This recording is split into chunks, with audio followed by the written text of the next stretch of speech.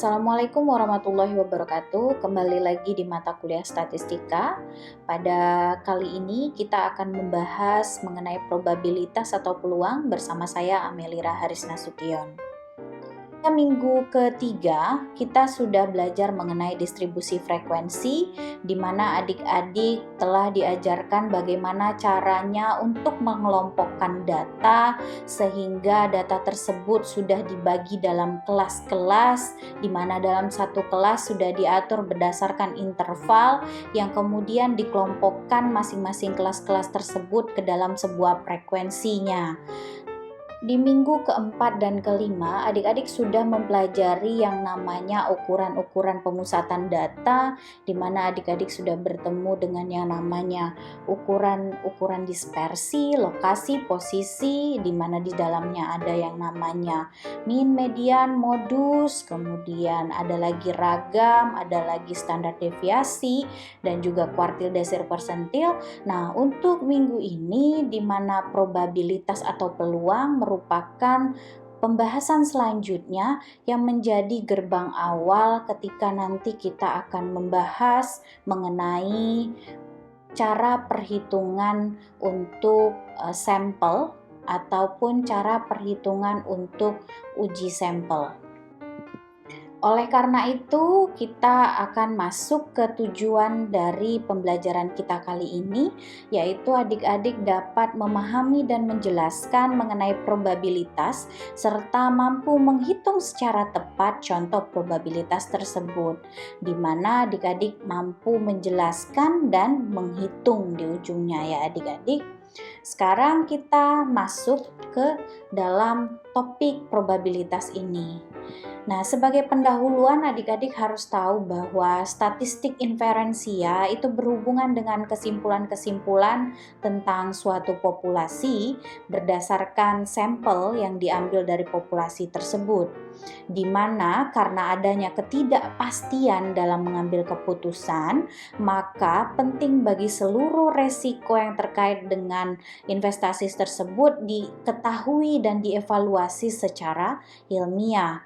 Nah, oleh karena itu dibutuhkan teori probabilitas atau probability theory yang menunjukkan mengenai ilmu tentang ketidakpastian, karena kita harus mengumpulkan kesimpulan-kesimpulan tersebut. Nah, teori probabilitas ini membuat pengambil keputusan dapat menganalisa resiko dan memperkecil sifat spekulasi dengan jumlah informasi yang terbatas. Jadi, akan dapat kesimpulan yang mendekati benar ataupun bisa memperkirakan kesimpulan, karena ini memperlihatkan peluang-peluangnya. Nah, pertanyaannya sekarang adalah probabilitas itu apa? Ya. Jadi probabilitas itu suatu nilai dari 0 sampai dengan 1. Ini harus digarisbawahi bahwa suatu nilai dari 0 sampai dengan 1 yang menggambarkan peluang atau kemungkinan relatif bahwa suatu peristiwa akan terjadi. Nah, oleh karena itu seringkali dinyatakan dalam sebuah desimal, entah itu 0,70, 0,27 gitu ya, dan seterusnya, dan bisa dinyatakan juga dalam bentuk pecahan, misalnya 7/10, 2/100, 3/50, seperti itu. Nah, probabilitas ini dianggap dia semakin tidak mungkin terjadi atau peristiwa tersebut semakin tidak mungkin terjadi apabila semakin mendekati 0. Akan tetapi apabila semakin mendekati 1, itu artinya kita semakin yakin bahwa peristiwa itu akan terjadi. Nah, kata kunci dalam mempelajari probabilitas adalah yang pertama, di dalam probabilitas kita mengenal yang namanya sebuah eksperimen. Sebuah eksperimen artinya sebuah proses yang menghasilkan satu dan hanya satu kejadian dan beberapa pengamatan yang mungkin. Dan dari eksperimen itu pasti menghasilkan hasil yang dapat diperoleh dari eksperimen tersebut. Dan ini merupakan sebuah kejadian yang menunjukkan kumpulan dari satu hasil atau lebih dari sebuah eksperimen. Nah, kita contohkan. Jadi di sini ada eksperimennya, kita fokus ke yang pertama. Semua hasil yang mungkin, ini untuk lemparan dadu dan juga anggota dewan. Kita fokus pertama ke lemparan dadu. Semua hasil yang mungkin ketika melempar dadu. Dadunya ada 6 sisi. Lemparan 1 bisa keluar angka 1 misalnya. Lemparan 2 bisa keluar angka 2. 3 bisa lempar 3. Atau justru kebalikan ya. Sampai akhirnya ketika melempar lagi itu bisa juga keluar angka 6. Nah, beberapa kejadian yang mungkin terjadi bagaimana maksudnya? Yaitu mendapatkan angka yang sama atau mendapatkan angka yang lebih besar dari 4 atau mendapatkan angka yang 3 atau kurang. Artinya adalah ketika kita melakukan lemparan dadu, semua hasil yang mungkin terjadi, kita bisa mendapatkan angka dari 1 sampai 2, 3, 4, 5, 6. Akan tetapi ketika dilaksanakan atau kejadiannya, justru beberapa kejadian yang mungkin terjadi bisa jadi mendapatkan angka yang sama atau mendapatkan angka yang lebih besar dari 4 atau justru mendapatkan angka 3 atau kurang. Nah, kalau kita masuk ke eksperimen yang lainnya misalnya, hitung jumlah anggota Dewan Direksi perusahaan Fortune 500 yang berusia di atas 60 tahun. Nah, semua hasil yang mungkin terjadi adalah mungkin ada yang tidak ada yang berumur di atas 60 tahun, ada yang cuma satu orang di atas umur 60 tahun, ada sampai akhirnya 48 anggota berumur di atas 60 tahun. Akan tetapi ketika misalnya beberapa kejadian yang mungkin bisa jadi tuh di dalam eksperimen tersebut yang didapatkan adalah lebih dari 13 anggota berumur di atas 60 tahun atau justru ada yang kurang dari 20 anggota berumur di atas 60 tahun. Jadi setiap eksperimen ada semua hasil yang mungkin didapatkan, tapi beberapa kejadian juga mungkin akan terjadi yang bisa jadi semua hasil yang mungkin didapatkan tersebut tidak akan sama dengan beberapa kejadian yang mungkin terjadi. Nah, sekarang kita masuk ke pendekatan terhadap probabilitas. Yang pertama itu pendekatan objektif dan pendekatan subjektif. Ke pendekatan objektif terlebih dahulu kita dekati. Di dalamnya ada probabilitas klasik, kemudian ada probabilitas empiris. Nah, probabilitas klasik itu berdasarkan hasil-hasil yang peluangnya sama.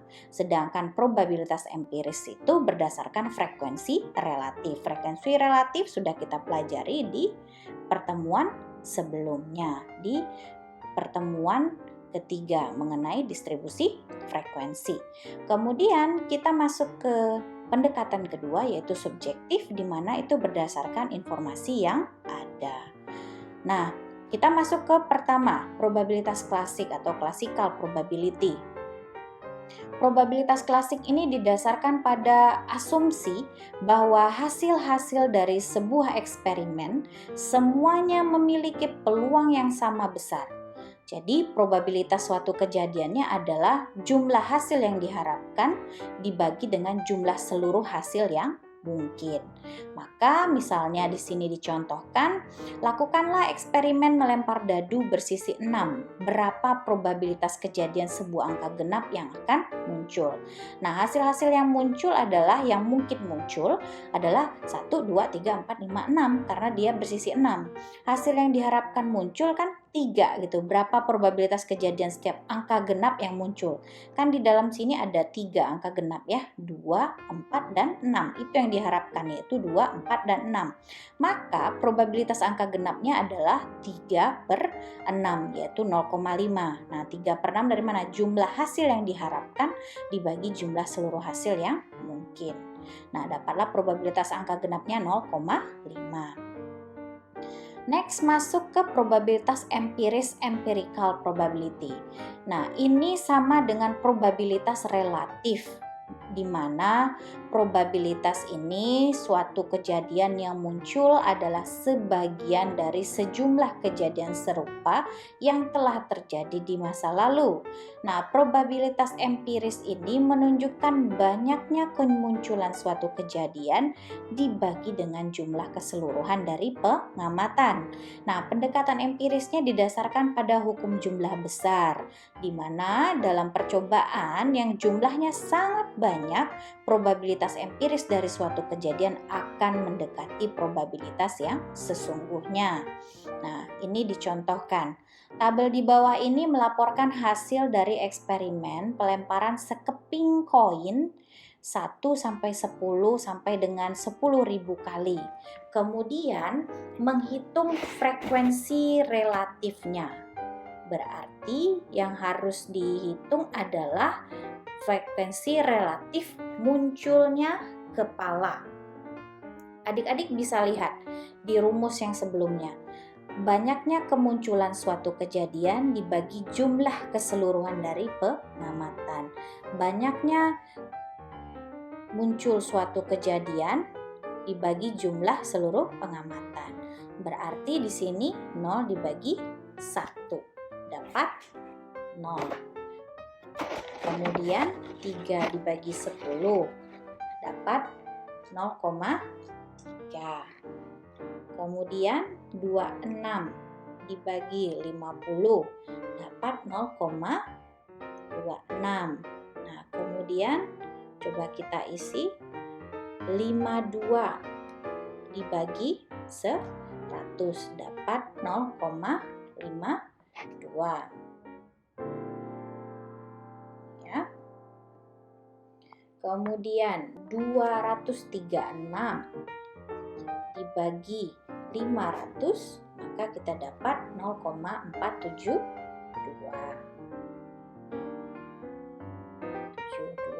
ya. Kemudian 494 dibagi 1000 kita dapat 0,494. Kemudian yang terakhir 5027 dibagi 10.000 maka kita dapat 0,5027.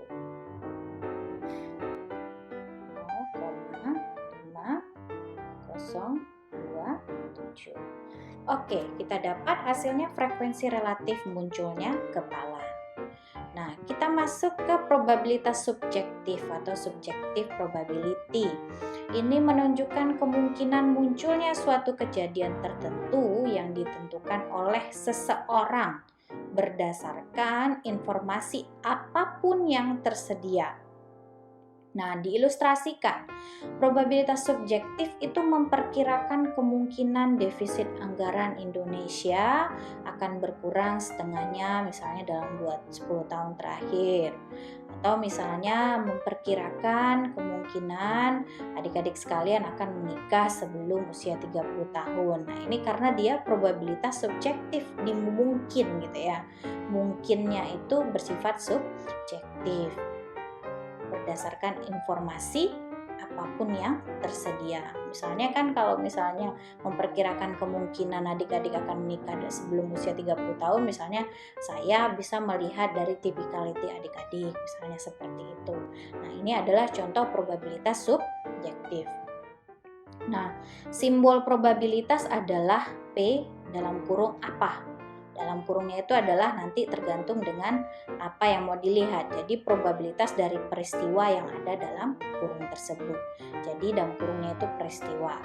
Sekarang masuk beberapa aturan dalam menghitung probabilitas. Yang pertama, ada yang namanya aturan penjumlahan. Terdapat 2 aturan penjumlahan, yaitu yang khusus dan umum. Aturan penjumlahan khusus ini menerapkan aturan penjumlahan di mana tidak terikat satu sama lainnya. Artinya ketika satu kejadian terjadi, tidak ada satupun dari kejadian lainnya dapat terjadi di waktu yang sama. Nah, ini dia.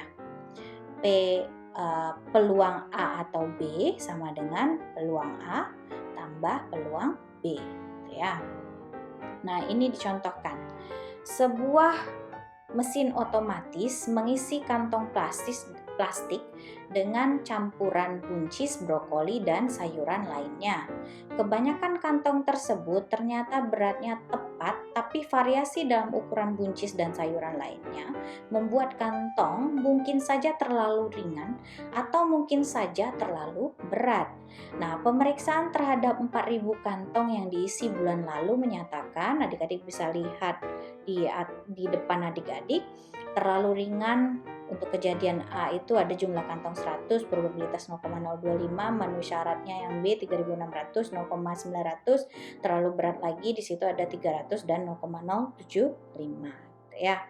Nah, dari sini barulah dihitung karena dia bertanya berapa probabilitas suatu kantong terlalu ringan atau terlalu berat. Itu yang dia tanya ya. Terlalu ringan berarti A, atau terlalu berat A dan C. Jadi yang ingin kita ketahui itu adalah probabilitas suatu kantong yang terlalu ringan atau terlalu beratnya. Nah, coba kita hitung ya. Yang ingin diketahui adalah probabilitas yang paling ringan dengan yang berat ya. Berarti P A atau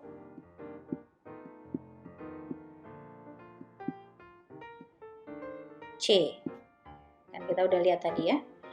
Berarti sama dengan tadi angkanya adalah 0,025 ditambah 0,075. Maka sama dengan 0,10.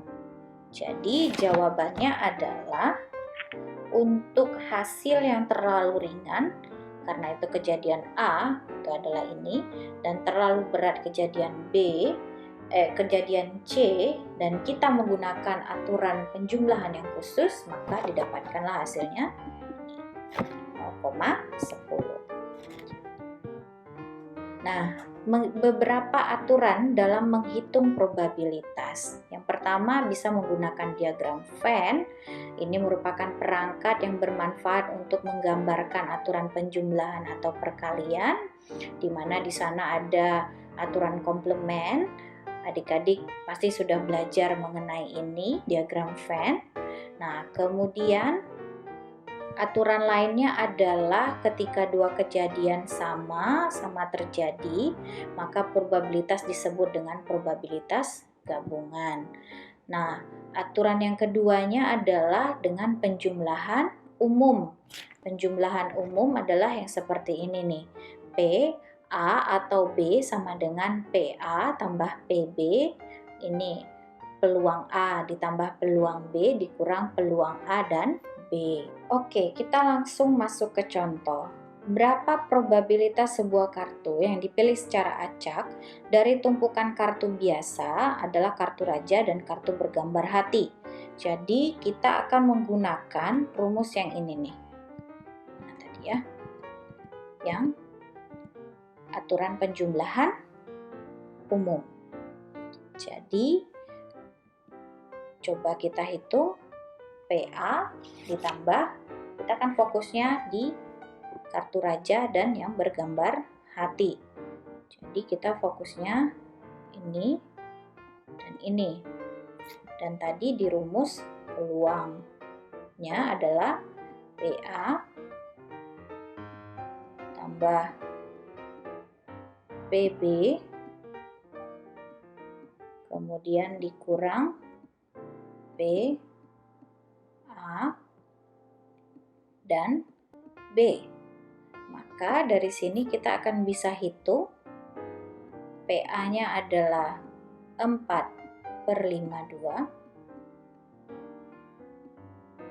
ditambah PB-nya 13/52 ditambah P dan C-nya dikurang 1,1/52. Kan ini ya, PA dan B, nih raja hati. Maka diperolehlah 16/52 atau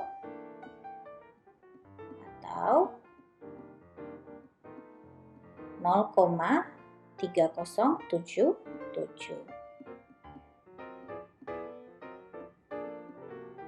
Nah, ini kalau kita gunakan yang umum. Sekarang kita masuk ke beberapa aturan lainnya, yaitu aturan perkaliannya, di mana ada yang aturan khusus dan umum. Aturan khususnya mensyaratkan dua kejadian A dan B saling bebas atau independen. Ini peluang A atau B berarti peluang A dikali peluang B kalau dia bebas. Nah, beberapa peluang yang lainnya perkalian umumnya, jika dua kejadian tidak saling bebas, mereka disebut dengan bergabung atau dependen. Berarti peluang A atau B sama dengan peluang A dikali peluang A irasannya dengan B. Berarti ada kaitannya dengan B. Jadi probabilitas munculnya suatu kejadian itu akan bisa dilakukan apabila kejadian lainnya sudah terjadi terlebih dahulu. Nah, di dalam ini kita juga bertemu dengan diagram pohon di dalam peluang ini. Diagram pohon tersebut menunjukkan grafik yang berguna untuk menyusun perhitungan-perhitungan yang berlangsung dalam beberapa tahapan, di mana masing-masing bagian dari pohon tersebut adalah satu tingkat masalah. Nah, ini adalah contoh tree diagram atau diagram pohon. Nah, ini adalah originnya. Ada satu koin yang kemudian lemparan pertama itu bisa jadi keluar H atau head, keluar tail atau ekor. Ketika lemparan kedua bisa jadi dia keluar head, maka hasilnya adalah head, kepala-kepala. Bisa jadi keluarnya adalah tailnya atau ekor, berarti dikeluarnya adalah head dan tail.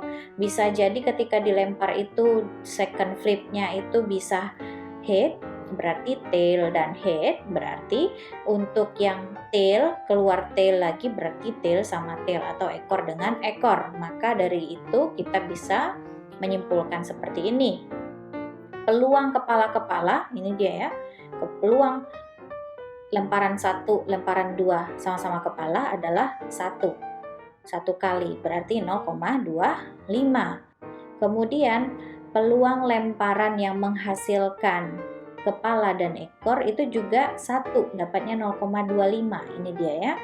Dan kemudian untuk peluang yang menghasilkan ekor kepala juga 1, ini dia 0,25. Kemudian peluang lemparan yang menghasilkan kepala dan ekor itu juga 1, dapatnya 0,25, ini dia ya. Dan kemudian untuk peluang yang menghasilkan ekor kepala juga 1, ini dia 0,25. Kemudian yang menghasilkan ekor-ekor itu juga 1, dapat 0,25. Jadi dari sini disimpulkan dari tree diagram itu ada peluangnya ditotalkan sama dengan 1. Nah, ini untuk tree diagram. Misalnya originnya adalah menu. Menunya untuk appetizernya ada soup atau juice. Untuk entry-nya ada beef atau turkey fish. Kemudian dessertnya ada ice pie dan ice cream. Misalnya untuk appetizernya diambil soup, pilihannya soup dan juice. Untuk entry-nya misalnya bisa dia milih beef atau turkey.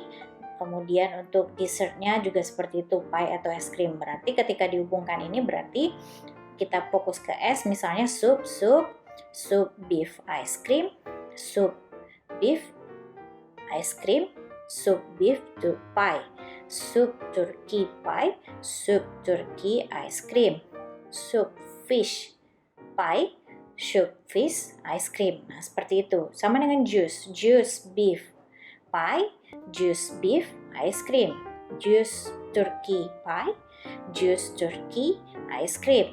Ya. Nah, sekarang kita masuk ke teorema Bayes.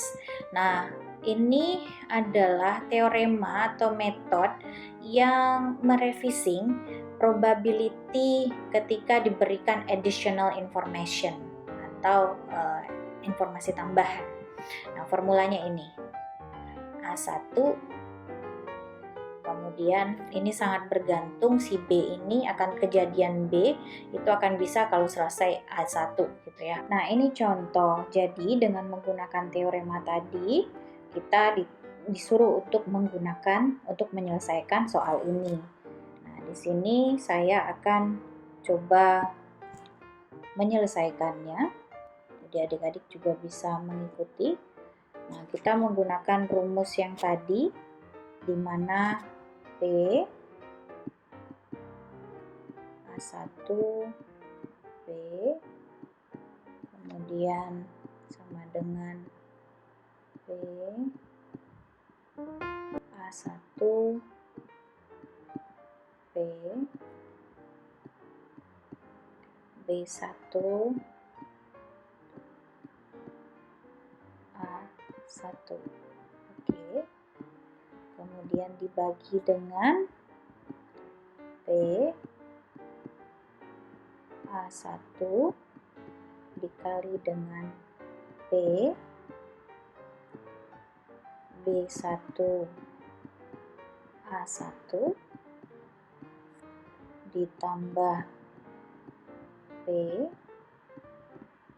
B PA2 dikali dengan P B dibagi A2. Nah, sekarang masuk 0,60 dikali dengan PB1A. Ini ya. B1A1 0,05. Nah, dibagi dengan ini A1 berarti 0,6.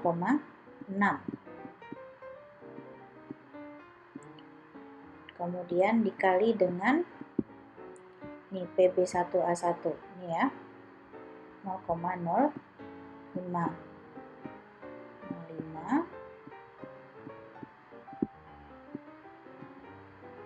ditambah A2 0,4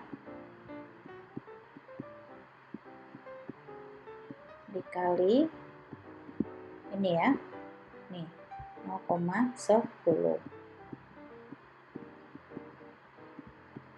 Nah, sama dengan ini dikali kemudian dibagi, ini dikali baru ditambah. Jangan lupa kabataku, jadi hasilnya adalah 0,428. Oke, selesai. Kita masuk ke counting rules. Jadi ada yang namanya factorial. Jadi ini adalah notasi yang kadang digunakan untuk mempermudah perhitungan kita ya. Jadi misalnya faktorial ini 5 faktorial artinya 5 kali 4 kali 3 kali 2 kali 1, maka dapatlah 120. 4 faktorial artinya 4 kali 3 kali 2 kali 1, maka dapatlah 24. Nah, by definition, 1 faktorial itu sama dengan 1, 0 faktorial itu sama dengan 1. Kita masuk ke pemutasian, di mana ini adalah counting teknik yang menganggap bahwa atau digunakan ketika order itu sangat penting. Nah, di sini NPR di mana N faktorial dibagi N kurang R faktorial. Kemudian ada lagi yang namanya combination atau combination. Itu adalah salah satu counting teknik lainnya yang menganggap order itu tidak penting. Jadi NCR, jadi N faktorial dibagi dengan R faktorial dikali dengan N kurang R faktorial. Mari kita lihat satu persatu agar adik-adik bisa memahaminya. Nah, pemutasian, ini rumusnya. N faktorial dibagi N kurang R faktorial. Nah, ini misalnya berapa kemungkinan yang akan di-arrange dari N things, N kegiatan, untuk menentukan R pada waktu tertentu, gitu ya. Nah, sebagai contoh adik-adik bisa lihat, ketika kamu diminta untuk meng-assign pekerjaan atau tugas untuk memilih 2 dari 6, berarti N-nya adalah 6, R-nya adalah 2, dari temanmu untuk mengerjakan sebuah pekerjaan. Misalnya, satu orang akan bekerja layaknya atau gaya layaknya sebagai ketua dalam kegiatan tersebut dan satu orang akan menjadi sekretaris. Nah, kira-kira berapa banyak cara atau ways yang bisa kamu kerjakan untuk assignment tersebut. Nah, ini adalah adik-adik bisa lihat N-nya adalah 6, R-nya adalah 2. Berarti 6 faktorial dibagi 6 kurang 2 faktorial. Berarti 6 faktorial dibagi 4 faktorial. Kemudian artinya 6 dikali 5. Kenapa Bu 6 dikali 5? Adik-adik, 4 faktorial ini ya, biar nanti tidak salah. Ini kenapa bisa seperti ini hasilnya? 6 faktorial itu kan 6 kali 4. 6 kali 5 kali 4 kali 3 kali 2 kali 1 ya. Berarti ini 4 faktorial. Berarti di sini dibagi 4 faktorial. Nah, ini di-delete berarti 6 kali 5 dapatlah 30. Kombinasi. Nah, ini counting teknik yang menganggap bahwa ordernya itu tidak penting. NCR gitu ya, N faktorial dibagi R dikali N kurang R. Nah, ini example-nya atau contohnya, misalnya sama seperti tadi, adik-adik diminta untuk memilih 2 orang dari teman sekelasnya adik-adik untuk melakukan suatu pekerjaan. Nah, responsibility itu dilakukan secara sharing gitu. Nah, berapa kalikah ways atau jalan yang akan kamu gunakan untuk mengerjakan assignment tersebut? Maksudnya adalah berapa kali kemungkinan ya. Nah, ini N-nya ini ya. Kemudian NC2 6 faktorial, 2 dikali 6 kurang 2 berarti 2 dikali 4. 6 tadi kan sama seperti tadi ya, 6 kali 5. Nah, ini kenapa 2 faktorial? Kenapa cuma 2, Bu? Gitu ya. Berarti kan adik-adik udah bisa tahu sendiri ini, 2 faktorial. Ini 4 faktorial. Berarti cuma 2. 2 kali 1, 2 ya. Berarti 6 kali 5 bagi 2 dapat 15. Nah, inilah untuk kombinasi. Nah, untuk pertemuan kali ini sekian saja sampai di sini. Atas perhatian adik-adik saya ucapkan terima kasih. Assalamualaikum warahmatullahi wabarakatuh. Selamat pagi, siang, ataupun sore tergantung dengan adik-adik yang membuka video ini.